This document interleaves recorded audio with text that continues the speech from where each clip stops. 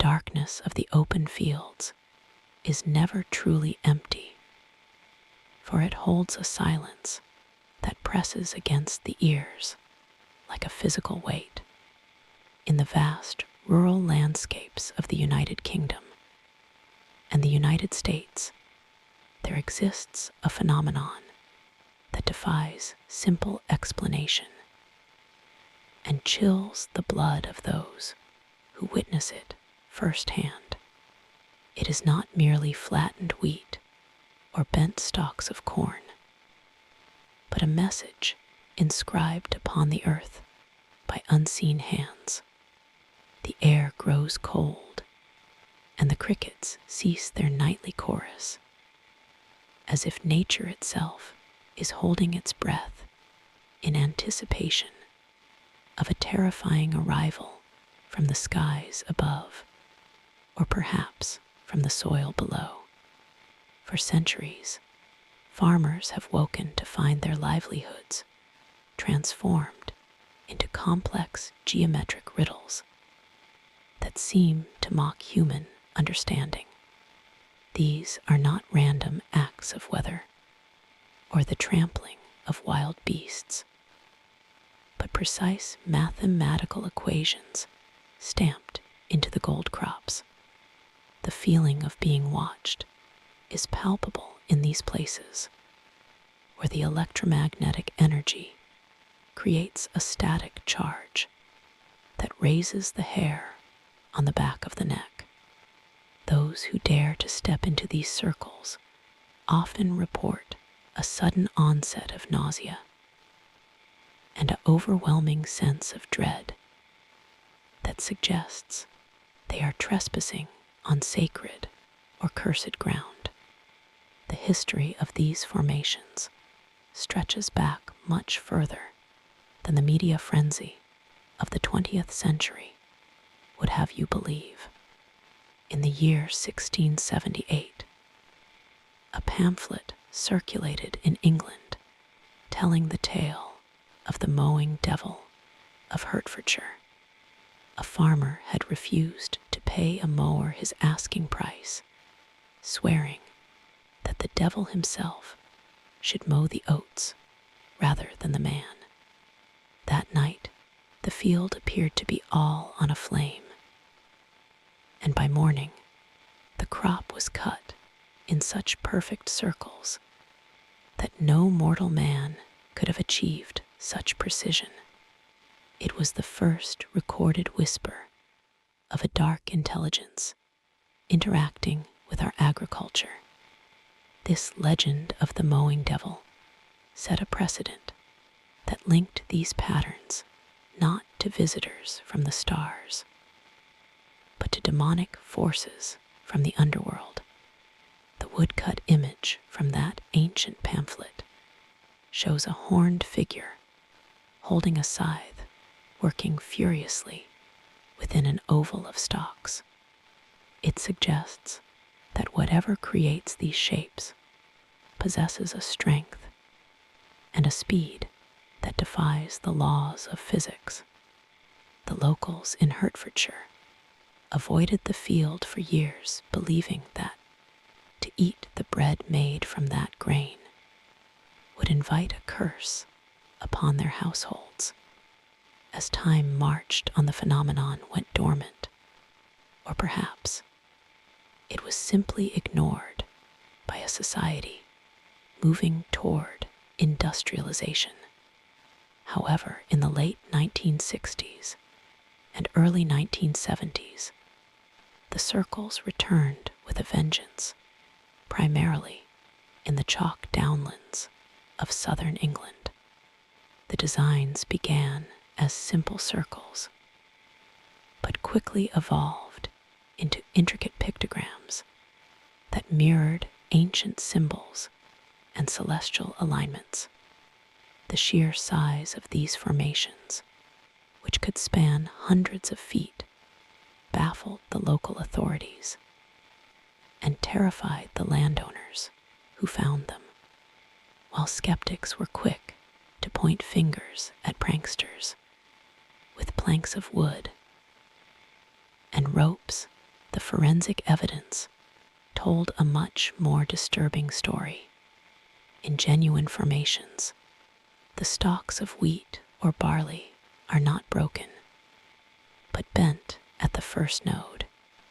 This bending occurs due to an intense burst of heat that softens the plant fibers like molten glass before cooling them instantly into their new shape.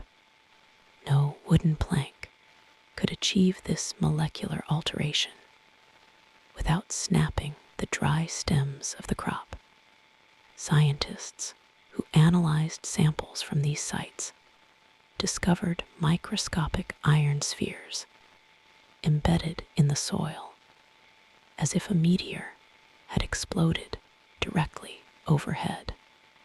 They also found that the crystalline structure of the clay within the circles had been changed by temperatures exceeding 1,500 degrees Celsius. Yet the crops themselves showed no signs of charring or burning. It was a paradox that suggested a technology or a force far beyond human capability was at work in the dead of night. The narrative took a darker turn in the 1990s when the complexity of the designs reached an impossible level. The Julia Set Formation, which appeared near Stonehenge, is a prime example of this terrifying escalation. It consisted of 151 circles spanning 900 feet, and it appeared in broad daylight within a 45-minute window. Pilots flying over the area reported seeing nothing. And then less than an hour later, the massive fractal pattern was etched into the earth.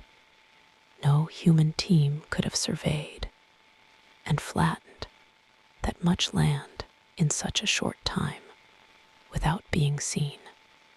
Witnesses who have been near a formation as it occurs describe a sound that is difficult to forget.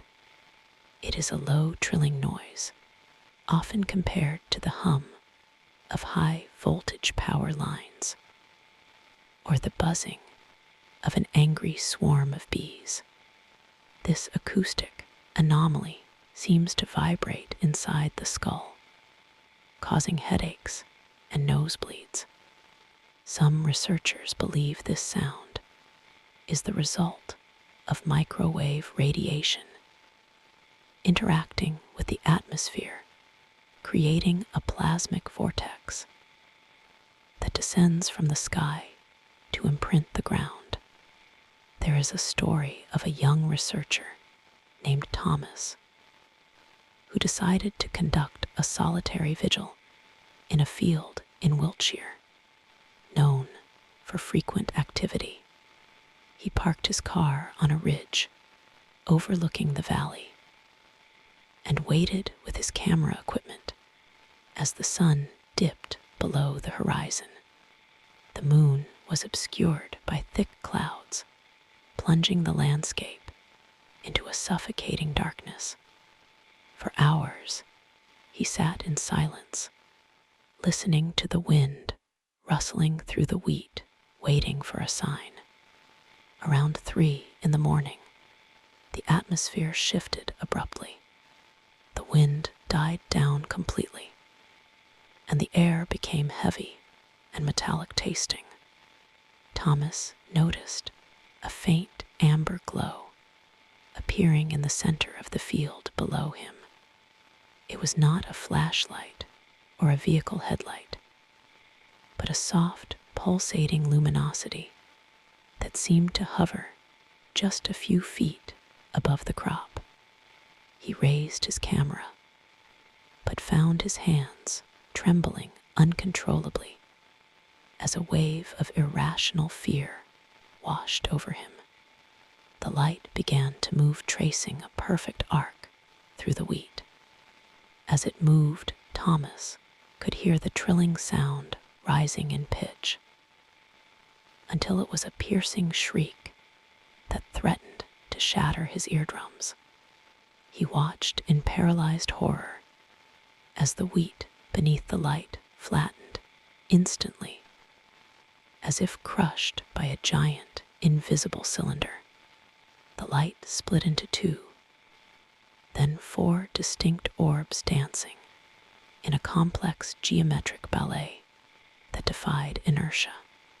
He wanted to run, but his legs refused to obey his commands.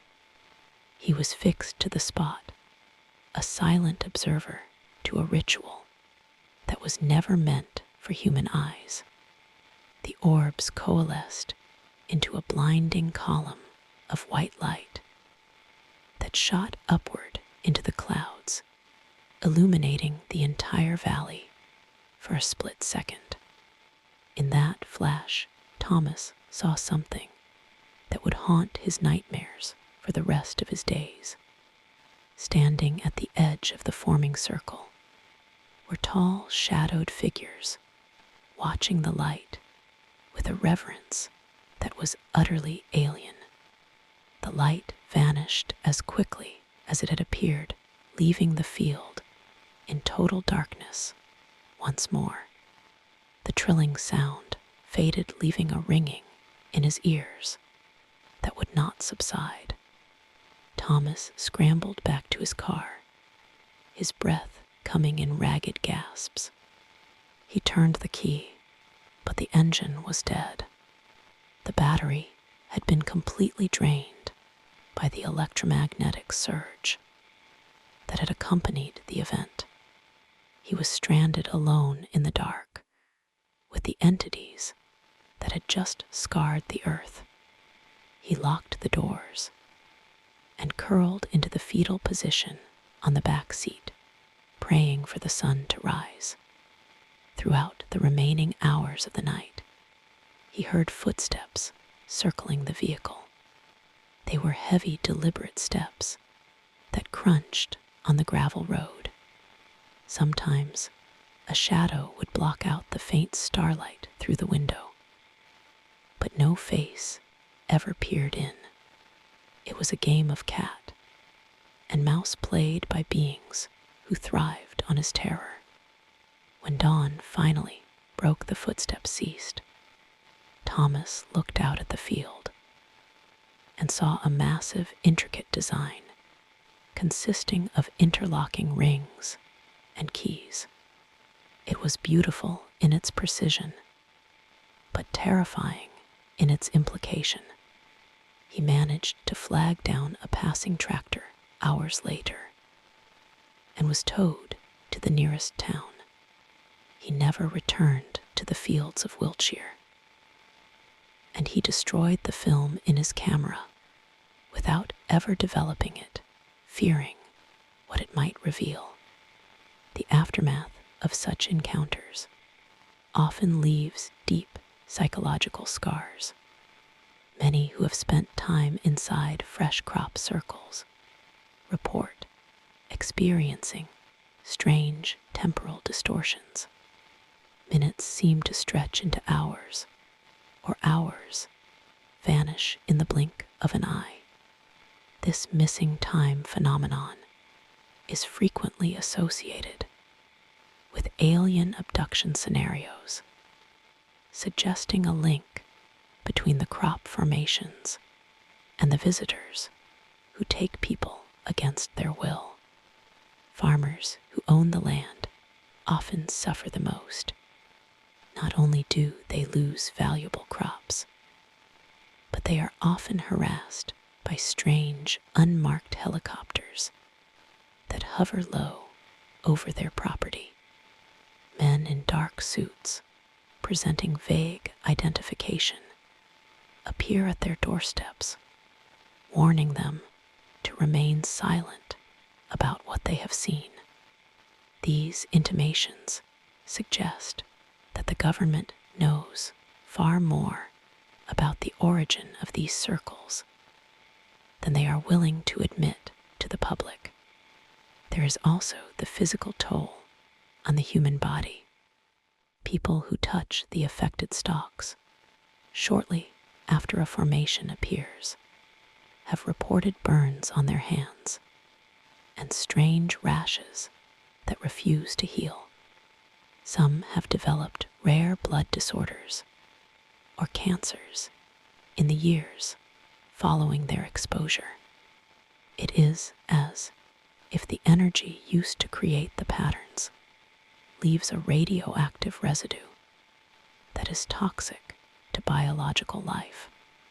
Animals seem to sense this danger instinctively. Dogs will refuse to enter a crop circle, often whimpering and cowering at the edge of the flattened wheat. Flocks of birds will split and fly around the formation, rather than crossing directly over it. Their survival instincts detect the lingering anomaly that human senses are too dull to perceive until it is too late. The geometric patterns themselves have been analyzed by mathematicians who have found hidden codes and constants within the designs. Some represent the squaring of the circle, while others depict the solar system or complex fractal equations.